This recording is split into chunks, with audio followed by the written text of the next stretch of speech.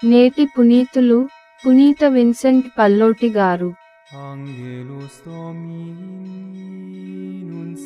నీవు నా ప్రజలైన ఇశ్రాయేలీయులకు నాయకుడవు అయ్యేదవు. సోమవారం, జనవరి 22, 2024. మొదటి పట్టణం సామ్యూల్ రెండవ గ్రంథము 5వ అధ్యాయం 1 నుండి 7 మరియు 10 వచనాలు. అంతటా ఇశ్రాయేలీయుల తెగలన్నీ హెబ్రోనున దావీదు కడకు వచ్చి, మేమెల్లరము నీ ఎముక వంటి వారము, రక్త సంబంధులము. పూర్వము సౌలు పరిపాలించినప్పుడు ఇశ్రాయేలు సైన్యములను నడిపిన వాడవు నీవే. యావే, నీవు నా ప్రజలకు కాపరివి, నాయకుడవు అయ్యేదవు అని నిన్ను గూర్బియే సెలవిచ్చెను అనిరి.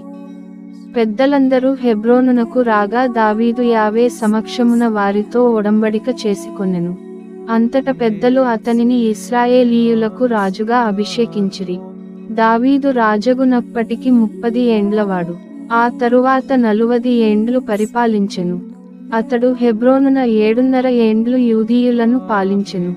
యెరూషలేమున 33 ఏండ్లు యూదా ఇశ్రాయేలీయులను పాలించెను. దావీదు బలగముతో పోయి యెరూషలేమును ముట్టడించి ఆ నగరము నేలుచున్న యెబూసీయుల నెదుర్మొనెను.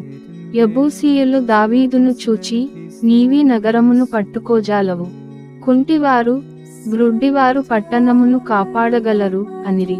అనగా పరము అతని వశము కాదని వారి భావము. అయినా దావీదు సియోను దుర్గమును పట్టుకొనెను. ఈ పురమునకే దావీదు నగరమని పేరు. సైన్యములకు అధిపతి అయిన యావే దావీదునకు చేదోడు వాదోడుగా నుండెను.